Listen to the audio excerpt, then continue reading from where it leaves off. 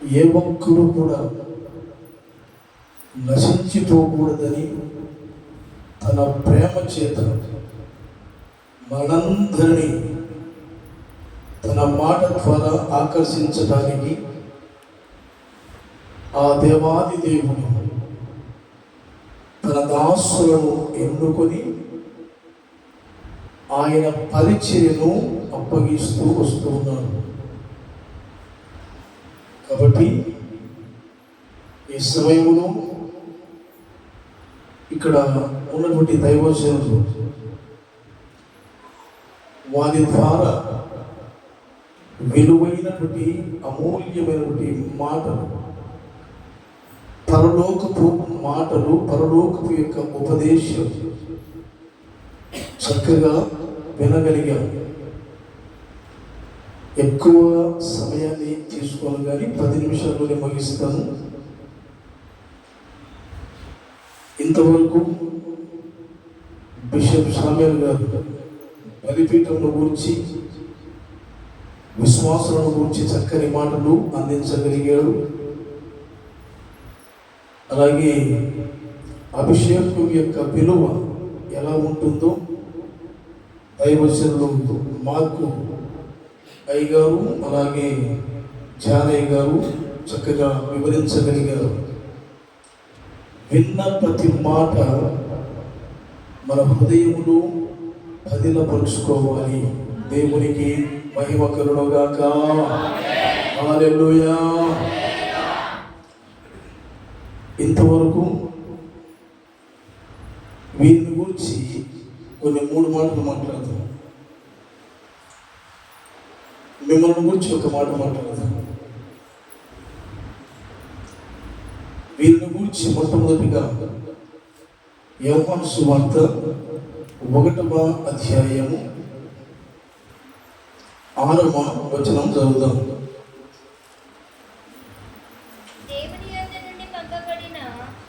దేవుని యొద్ద నుండి పంపబడిన ఒక మనుషుడు ఉండెను. ఈ మాట మీరు చదివితే బాగుంటుంది.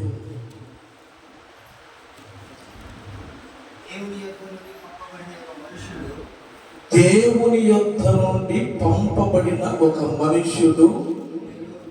ఆ మనుష్యుడు ఎవరు అంటే, ఆ పేరు తీసి నీ పేరు పెట్టుకుంటూ సరిపోతుంది. యోహాను అనే పేరును పక్కన పెట్టి అక్కడ మన పేరు పెట్టుకుంటే ఒక దైవజనుడు అని పిలువబడుతున్నటువంటి వ్యక్తికి ఎవరు ఈ దైవజనుడు, దేవుని చేత పంపబడిన వాడు అనేది స్పష్టంగా అర్థం చేసుకోవాలి. మనుషుల చేత పంపబడిన వాడు కాదు, సంఘ పెద్దల ద్వారా నిర్ణయించబడిన వాడు కాదు. ఒక దైవజనుడు దేవుని చేత పంపబడిన వాడు. ఎందుకు దైవజనుడు అంటే అర్థం ఏమిటి? దైవజనుడు అంటే అర్థము దేవుని మనిషి అని అర్థం. దేవుని మనిషి, దేవుని పనివాడు, దేవుని చేత పంపబడిన వాడు, జనులలో నుండి ప్రత్యేకింపబడిన వాడు దైవజనుడు. జనులలో నుండి ప్రత్యేకింపబడిన వాడు దైవజనుడు. ఈ దైవజనుడు యోహాను. ఆ యోహాను ఎలా దేవుడు అప్పగించిన ఆ పనిని కొనసాగిస్తూ వచ్చాడు అంటే, మొట్టమొదటిగా ఆ దైవజనుడు చెప్పినటువంటి ఒక శ్రేష్టమైనటువంటి మాట, నేను ఆయన హెచ్చవలసి ఉన్నది, నేను తగ్గవలసి ఉన్నది అన్నాడు. ఇప్పుడున్నటువంటి ఈ దైవజనులు ఉన్నారు చాలా మంది. ఈయన హెచ్చించుకుంటూ ఉంటాడు కానీ దేవుణ్ణి ఘనపరిచేవాడు, దేవుణ్ణి హెచ్చించేవాడు అసలైనటువంటి నిజమైనటువంటి దైవజనుడు. తన్ను తాను కనపరుచుకునేవాడు 100% చెబుతూ ఉన్నాను, కనుమరుగైపోతాడు. తన్ను తాను ఎప్పుడైతే కనపరుచుకోవడానికి తాపత్రయపడుతూ ఆత్రపడుతూ ఉంటామో ఆ దైవజనుడు కనుమరుగైపోతాడు. ఎప్పుడైతే దేవుని పరిష్కరణటువంటి చేతి క్రింద అణిగి ఉంటాడో అతన్ని దేవుడు బయలుపరుస్తూ కనపరుస్తూ ఉంటాడు. గట్టిగా చెప్పకూడదు, దేవుడు కనపడదా?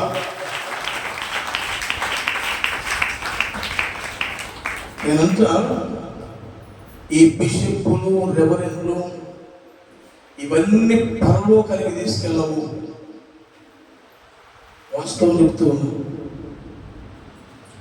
ఏదో ఊరికి వేసుకున్నారు అనేది ఈ బిషప్పులు, ఈ రెవరెండ్లు పరలోకానికి తీసుకెళ్ళవు. వాస్తవం చెబుతూ ఉన్నాను. అసలైనది, సిసలైనది దేవుని ఎదుట నిందారహితముగా జీవిస్తూ దేవుని ఎదుట యథార్థంగా బ్రతుకుతూ మహిమకరముగా దేవాది దేవుని కనబరుస్తూ ఉంటే ఆ దైవజనుని దేవుడే అందరి ఎదుట బయలుపరుస్తూ ఉంటాడు.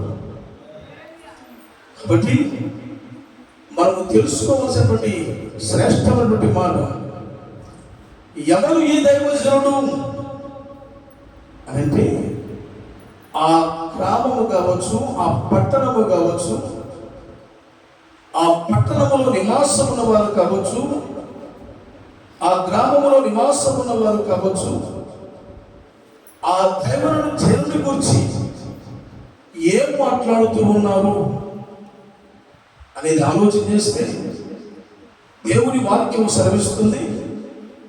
సమూయేలు మొదటి గ్రంథము 9వ అధ్యాయం 6వ వచనం చదువుదాం. ఇదిగో ఈ పట్టణములో దైవజనుడు ఒకడున్నాడు. అతడు బహుగనుడు. అతడు ఏ మాట చెప్పున ఆ మాట నెరవేరును. మనము వెళ్ళవలసిన మార్గమును అతడు మనకు తెలియజేయును. దేవునికి మహిమ కలుగుగాక. ఇక్కడ కీసు కుమారుడైనటువంటి సౌలు తన తండ్రి చెప్పినటువంటి మాట శిరస వహించి తప్పిపోయినటువంటి ఆ గాఢముల కొరకు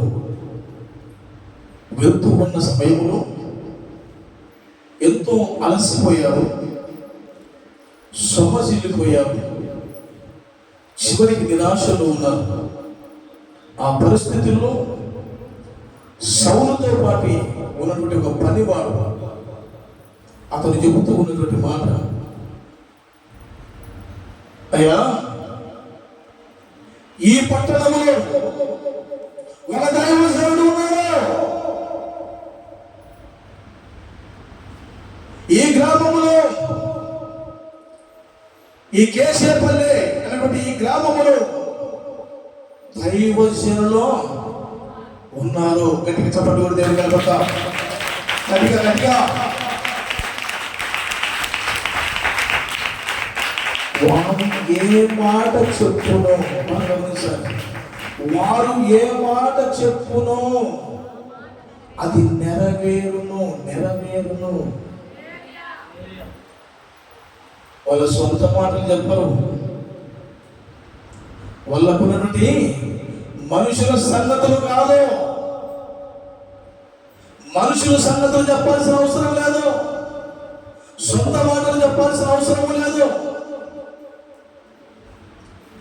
దేవుని సంగతులను బోధిస్తూ ఉంటారు. దేవుని సంగతులు బయలుపరుస్తూ, దేవుని సంగతులను తెలియపరుస్తూ, శ్రేష్టమైనటువంటి దేవుని ఉపదేశమును అందిస్తూ ఉంటారు. అందుకే ఈ పట్టణంలో ఒక దైవజనుడు ఉన్నాడు. ఆయన ఏ మాట చెప్పునో అది నెరవేరుతుంది. పైగా మనము వెళ్ళవలసిన మార్గమును మనకు బోధించును. మనము వెళ్ళవలసిన మార్గము మనకు బోధిస్తాడు ఆయన. ఎటు వెళ్ళాలో, ఎటు ప్రయాణం చేయాలో, ఏ రీతిగా వెళితే మన పరిస్థితి ఏ రీతిగా ఉంటుందో దానిని గురించి చక్కగా ఆయన వివరించగలడు. ఆయన వివరించగలడు. అందుకే దేవుని వాక్యం అంటుంది, యెహోవా యందు భయభక్తులు గలవాడు వాడు కోరుకున్నటువంటి మార్గము, ఆ మార్గంలో ప్రయాణమై వెళ్తున్నటువంటి వారి జీవితం మహోన్నతుడైన దేవుడు. కీర్తనల గ్రంథం 32వ కీర్తనలో 8వ వచనంలో అంటాడు.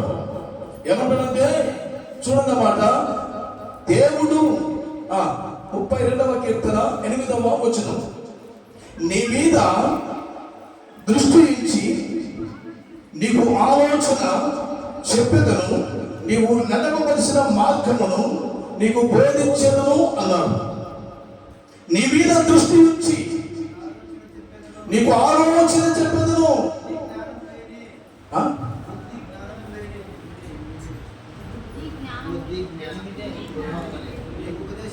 ఉపదేశము చేసేదను అమ్మాన్ని చేసేదను, నీవు నడవవలసిన మార్గమును నీకు, అది నువ్వు ఎలా నడవాలో, ఎలా జీవించాలో, ఎలా ప్రవర్తించాలో, ఎవరితో ఎలా మాట్లాడాలో,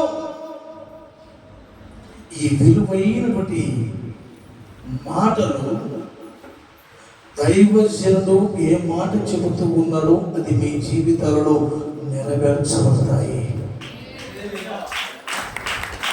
కొంతమంది విశ్వాసం ఎప్పుడంటే వాక్యము చెబుతూ ఉంటే అటు ఇటు లేకపోతే లేదంటే నిద్రపోతూ ఉంటారు కొంతమంది.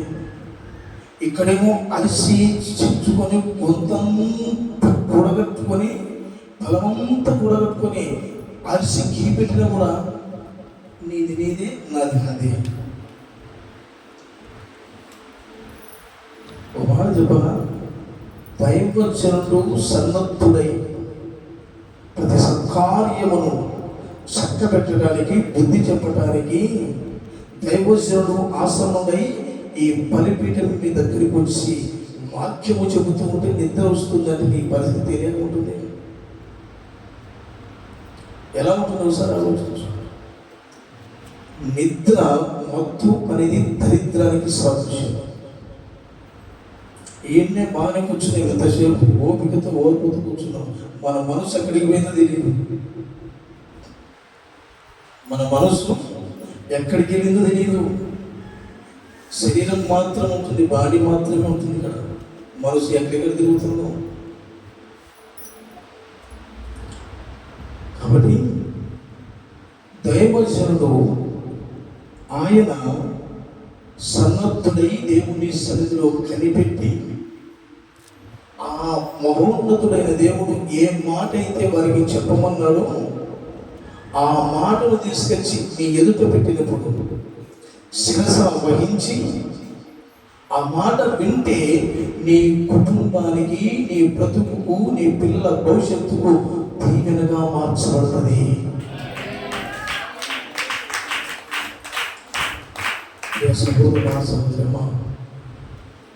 అందుకే ఈ పట్టణ, ఈ గ్రామానికి దైవజనుని దేవుడే పంపించాడు. గట్టిగా చెప్పకుండా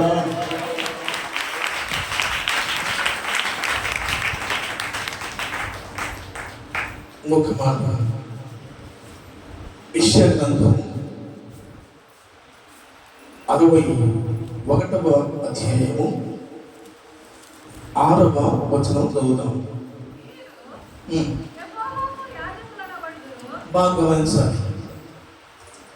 మీరు ఎవరు? మీరు అంటే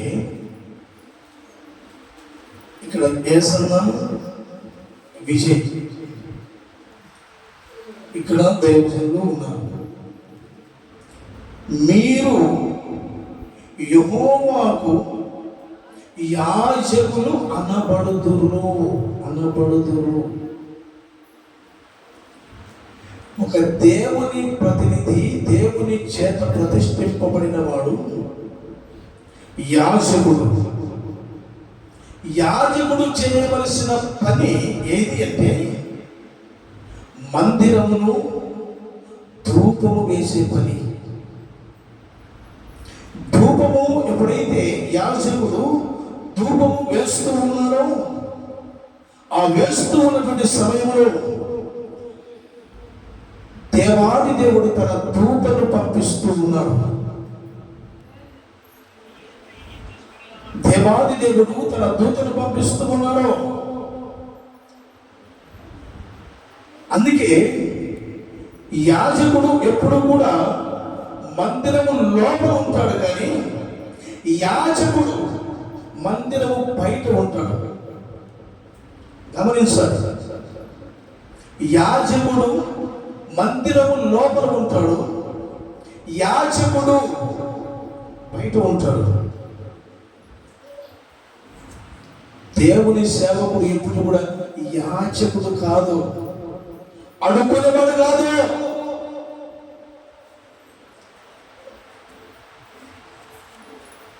మేము ఇస్తే బతుకుతున్నాను చాలా మంది. నన్ను మా సంఘంలో మా సంఘంలో మేము ఇస్తా ఉంటే బ్రతుకుతా ఉన్నాడు అన్నారు. నేను చెప్పాను, మీరిస్తే 100 రూపాయలు తీసుకుని వచ్చి 10 రూపాయలు వేసినోడు ఉన్నాడు. 100 రూపాయలు వేయాలి అని అనుకున్నాడు వచ్చి 10 రూపాయలు వేసినాడు. ఇట్లా చాలా మంది ఉన్నారు. 10 రూపాయలు ఇచ్చినోడు మాట్లాడతాడు, 3 రూపాయలు ఇచ్చినోడు మాట్లాడతాడు, 1000 రూపాయలు ఇచ్చినోడు మాట్లాడతాడు. ఇది కాదు.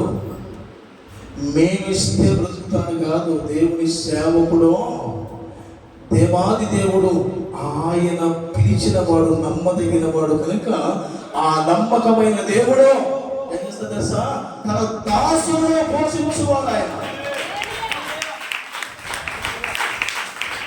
మీకైనా తక్కువైతుందేమో కానీ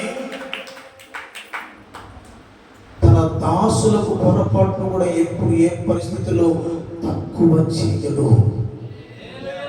ఏ సమయానికి ఏది ఇవ్వాలో సమస్తము ఎరిగినటువంటి దేవాది దేవునికి తెలుసు. మీకు అక్కరగా ఉన్నవేమో నాకు తెలుసు అని చెప్పినటువంటి దేవాది దేవుడు తన దాసుడు ప్రయాసపడి పరిచయం చేస్తూ ఇవ్వడా?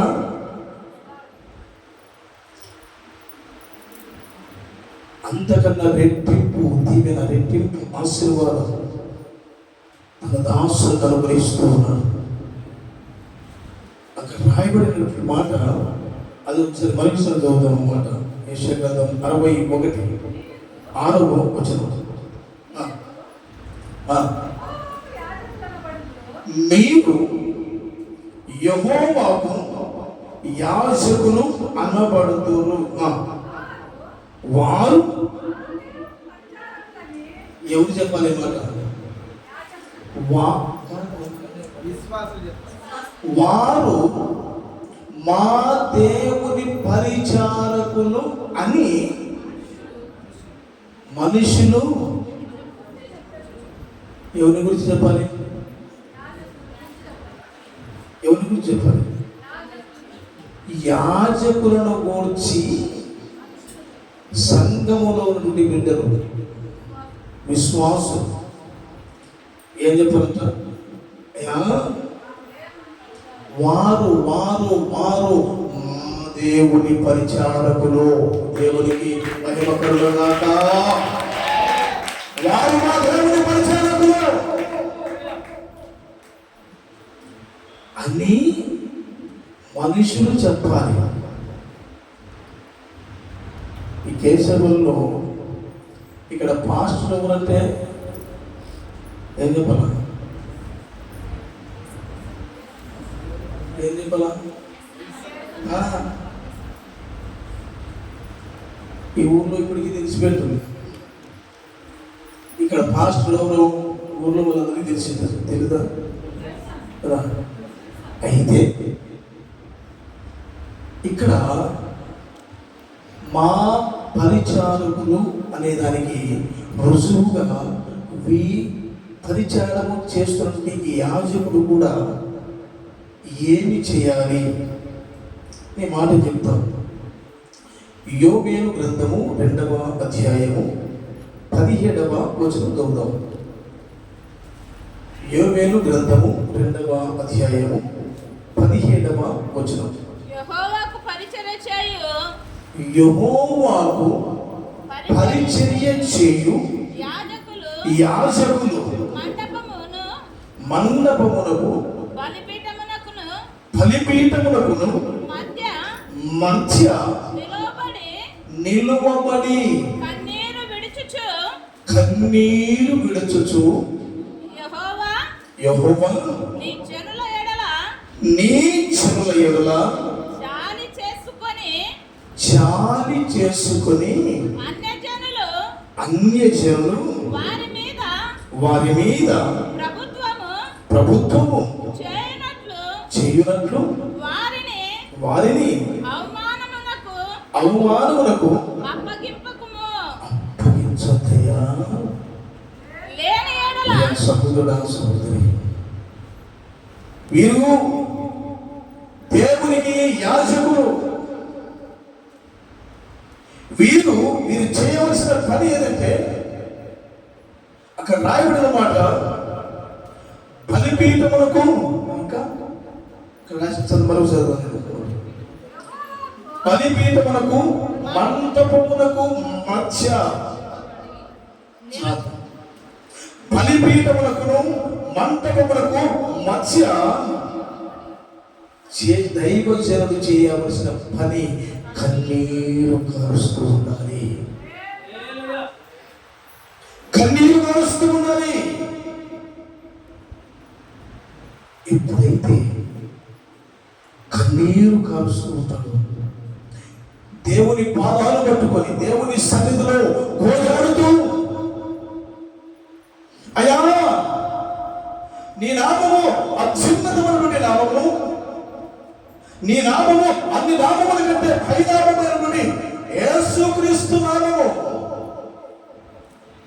ఆ నామము ఎక్కడా కూడా అవమానం కలగకూడదు.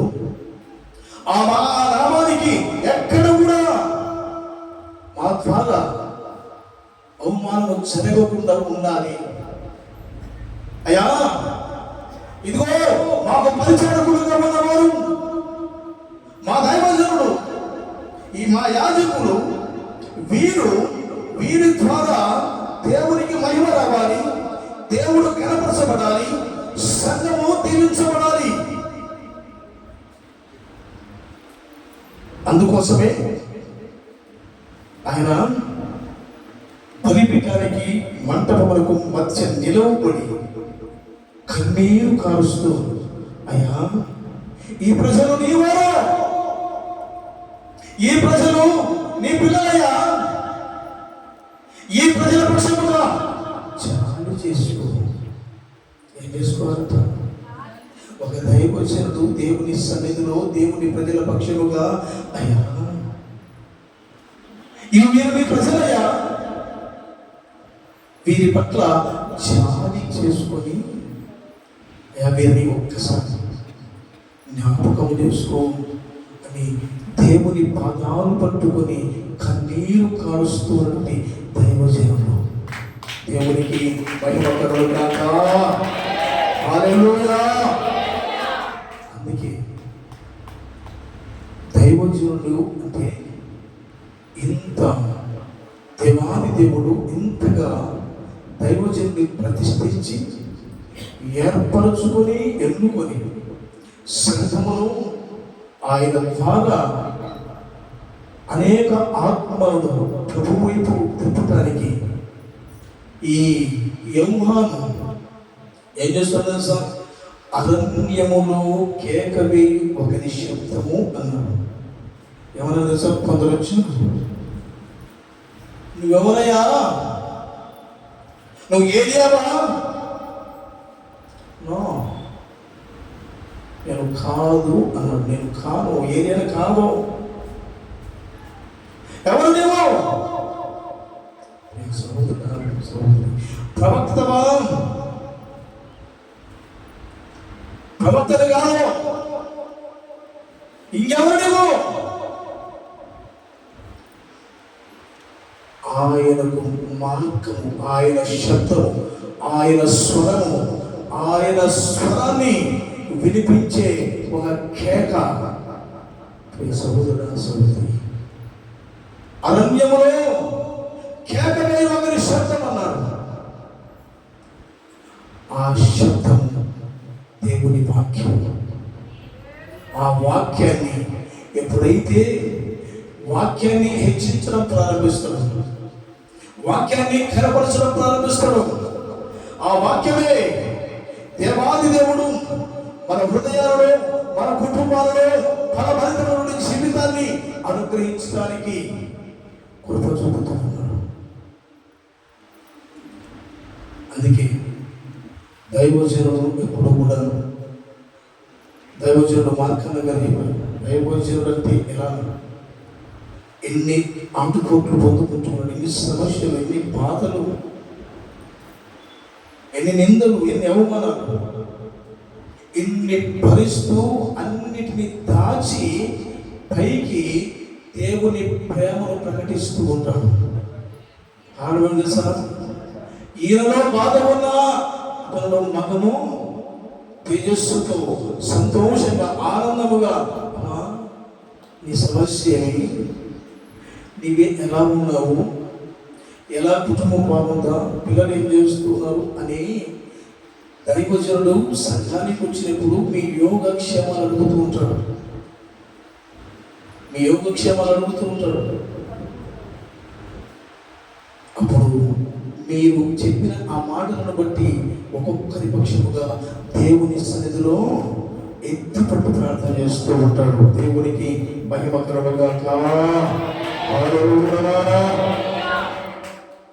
ఇందాక చెప్పా కదా, ఇప్పుడు మీ గురించి చెప్తాను.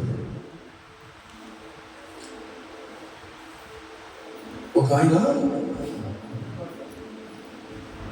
ఒక మంచి హోదాలో ఉన్నటువంటి ఒక ఆఫీసర్, ఆయన మందిరానికి వస్తారు. మందిరానికి వచ్చినప్పుడు మరి ఆ డోర్స్ దగ్గర కింద ఒక మ్యాప్ ఉంటుంది, లేదా ఏదైనా ఒక పట్టం ఏదో ఒకటి వేసారు కదా, వేసినప్పుడు వచ్చిన ప్రతి ఒక్కరు వారి పాదాలు ఏదైనా మట్టి పాదాలకు ఏదైనా అంటుకుంటే అక్కడ ఏం చేస్తారు, కాళ్ళతో కాళ్ళు దాన్ని చక్కగా అట్లా ఏం చేస్తారు, క్లీన్ చేసుకొని పాదాలు లోపలికి ఎంటర్ అవుతారు.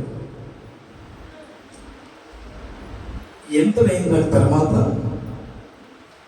ఆ ఆఫీసర్ చేసిన పని ఏదంటే, మొట్టమొదటిగా మందిరానికి వచ్చి మందిరాన్ని క్లీన్ చేసి శుభ్రపరిచి, ఇదిగో ఈ రీతిగా కట్టలు పరిచి మీరు వచ్చే లోపల అన్ని రెడీ చేసి సిద్ధం చేసి ఆ పీట కూర్చుంటారు. దాన్ని ఎంత చక్కగా చక్కగా అమర్చి మీరన్నీ అందరూ కాళ్ళు దుడిచిన తర్వాత ఉన్న ఆ పట్ట ఉంది, దాన్ని తిరిగి ఏం చేస్తారంటే బాగా క్లీన్ చేసి మళ్ళీ ఆడబెడతారు. ఇక్కడ ఉన్నటువంటి దైవజనుడు అన్నాడంట, ఏమన్నాడంటే, అయ్యా నువ్వు ఇంత ఉన్నతమైన స్థానంలో ఉన్నావు కదా, ఇంత శ్రేష్టమైనటువంటి పదవిలో ఉండి మందిరానికి వచ్చి నువ్వు చెబితే ఎవరైనా వచ్చి మందిరాన్ని చక్కగా శుభ్రం చేస్తారు, బట్టలు పరుస్తారు, అంతా క్లీన్ చేసి అన్నీ సిద్ధం చేసి ఉంచుతారు కదా, నువ్వే ఎందుకు నాకు చేస్తూ ఉన్నావు అని అడిగాడంట. అంటే ఆయన అన్నాడంట, ఇట్టి ధన్యత లోకములో నాకు ఎక్కడ లేదు, మందిరములో పరిచర్య చేయడము ఇది గొప్ప భాగ్యముగా నేను ఎంచుకుంటూ ఉన్నాను, మందిరములో పరిచర్య చేయడము నేను గొప్ప భాగ్యముగా ఎంచుకుంటూ ఉన్నాను అని చెప్పాడు. అప్పుడు ఆ దైవజనుడు అన్నాడంట, ఆయనే ఒక ఉన్నతమైన స్థానంలో ఉంటే ఆయనే వచ్చి పరిచయం చేస్తుంది, నేనెంత పరిచయం చేయాలి, నేను ఇంకెంత భారము కలిగి దేవుడు అప్పగించిన ఈ నమ్మకమైన పరిచర్య ఎంత నమ్మకంగా చేయాలి అని ఆ రోజు నుంచి అతను పౌరుషము కలిగి రోషము కలిగి దేవుని పనిని కొనసాగించగలిగాడంట. దేవునికి మహిమ కలుగుగాక. హల్లెలూయా. మనం వస్తూ ఉంటాం, పోతూ ఉంటాం. మందిరంలో పరిచర్య చేయడానికి ఎవరైతే ఇష్టపడతారో అట్టి వారిని ఆయన ఏమనపాటును కూడా ఆయన ఎవరికి అన్యాయస్తుడు కాదు, అన్యాయస్తుడు కాదు. ఆయన ఏ పనికి తగ్గట్టుగా ఆ పని జీతాన్ని ఇవ్వటానికి ఆ సర్వశక్తిమంతుడైన దేవుడు ఆయన సంసిద్ధుడుగా ఉన్నాడు. మందిరములో పరిచయం చేస్తే ఆ భాగ్యము, దాని ఫలితం నీ పిల్లల జీవితంలో చూడగలుగుతావు. వాళ్ళు చేసుకుంటారు, ఏమంటారు, వాళ్ళు చేసుకుంటారు. అది కాదు, దైవజనుడు అక్కడి నుంచి ఊరు దగ్గర నుంచి ఇటుకు వచ్చే లోపల దేవుని బిడ్డగా ఈ మందిరం యొక్క పరిచర్య విషయంలో ఎలా ఉండాలో తెలుసా? చాలా జాగ్రత్తగా ఈ పని మందిరంలో దేవుని బిడ్డగా చేయవలసినటువంటి పని. ఒక మాట అన్నాడు దైవజనుడు, మాట్లాడారు, మీ దైవజనుని పొరపాటును కూడా అతని గురించి చెడుగా కానీ వ్యతిరేకంగా కానీ వీళ్ళ పరిచయం గురించి కానీ ఎక్కడ కూడా పొరపాటును కూడా చెడుగా మాట్లాడవుతాం. చెడుగా మాట్లాడవద్దు. మాట్లాడితే దాని పర్యవసానము అనుభవించవలసి వస్తుంది. మా ఊళ్ళో మా సంఘంలో మా వాడే, మా ఇన్నే, మా చిన్న ఆయన, మా పెద్ద ఆయన, మా మామ, వారి వేరు ఈ దైవజనుడు. నేను ఉండూరులోనే సేవ చేస్తాను. ఉండూరులో ఏ సేవకు గంత పొందరు, వాక్యం ఉంది. ఉండూరులో ఏ సేవకుడు గంత పొందరు. ఆ సర్వశక్తివంతుడైన ఆ మహోన్నతుడైన దేవాది దేవుడు తన మహాకృప చేత నన్ను ప్రేమించి ఏ ఊరిలో నాకు జన్మనిచ్చారో అదే ఊరిలో దేవుని సేవకునికి నన్ను నిలబెట్టగలిగాడు. దేవునికి మహిమ కలుగుగాక.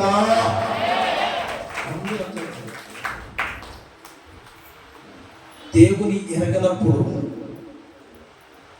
వాళ్ళతో సహవాసం చేశారు కదా, దేవుణ్ణి అంగీకరించినప్పుడు వాళ్ళతో సహవాసం చేశారు.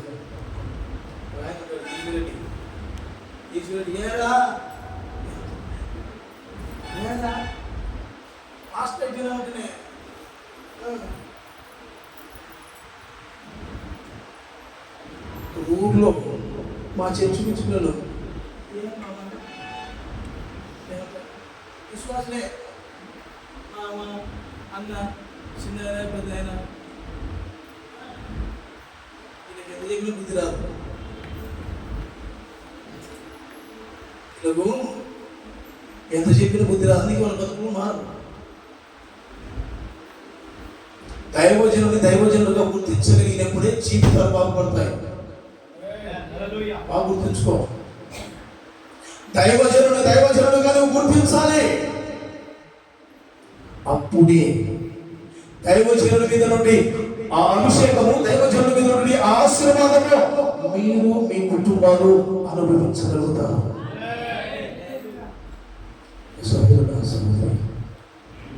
అందుకే ఇదేదో నేను అనుకున్నాను. నాకు ఫోన్ చేశారు, దేనికి కొరకు ప్రార్థన పెట్టావయ్యా అంటే, అయ్యా కృతజ్ఞతగా మాకు ప్రమోషన్ వచ్చింది కదా, పాస్టర్ నుంచి రెవరెంట్గా ప్రమోషన్ వచ్చింది కదా. ప్రమోషన్ వచ్చింది అంటున్నాం, బాగానే మంచిది. అయితే బాధ్యత పెరిగింది. ప్రమోషన్ అనే దానికంటే బాధ్యత పెరిగింది. ఇప్పుడుగా బాధ్యత పెరిగింది, భారము పెరిగింది. రెవరెండు అనిపించుకోవడానికి యోగ్యము కాదు. రెవరెండు ఒక్కడే, ప్రభువైన యేసుక్రీస్తు. పూజారుడు ఆయన, పూజింపదగిన మన ఆయన.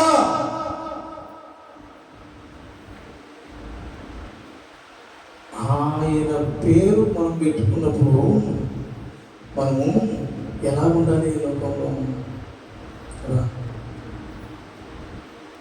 అందుకే మనం కూడా దేవుని ప్రతినిధులుగా, సేవకులుగా ఎంత జాగ్రత్తగా అడుగులు వేస్తూ ముందుకు సాగిపోతూ ఉంటే దేవుడు మీ ద్వారా ఈ సంఘాన్ని అనేక ఆత్మలతో నింపి, దేవాది దేవుడు ఆ ఆత్మలన్నిటినీ సిద్ధపరిచి ఒకనొక రోజున భూమి మీదకి తిరిగి రెండవసారి రాబోతున్నటువంటి, రారాసుగా రాబోతున్నటువంటి నజరేయుడైన యేసుక్రీస్తు ప్రభువారు వచ్చే సమయానికి సంఘాన్ని సిద్ధపరిచి ఆయన ఎదుట నిలబెట్టాలి. దేవునికి మహిమ కలుగుగాక. ఆయన ఎదుట నిలబెట్టగలిగిన వాడే అసలైన దైవజనుడు. కాబట్టి ఈ నా మాటలన్నిటినీ మనసులో ఉంచుకొని, ఆ మనసులో ఉంచుకున్నటువంటి ఆ వాక్యం నీకు, నీ కుటుంబానికి, నీ పిల్లలకు దీవెనకరంగా, ఆశీర్వాదకరంగా మార్చి, మహోన్నతుడైన దేవుడు వీరి కృతజ్ఞతగా వీరిని దేవుడు బహుగా ఫలించే, యోసేపులాగా ఫలించే అనుభవంలోనికి వీరిని నడిపించి ఆశీర్వదించును గాక. ఆమేన్. మరోసారి చెప్దామా? ఆమేన్. మరోసారి ఆమేన్. ఈ సమయాన్ని ఇచ్చినటువంటి ఈ ఇద్దరి దైవజనులకు నా ప్రత్యేకమైన వందనాలు. ఇక్కడ ఉన్నటువంటి దైవజనులకు నా ప్రత్యేకమైన వందనాలు. ప్రత్యేకంగా మీ అందరికీ కూడా ప్రభు పేరిట నా ప్రత్యేకమైనటువంటి, నా హృదయపూర్వకమైనటువంటి వందనాలు మీ అందరికీ చెల్లిస్తూ ఉన్నాను.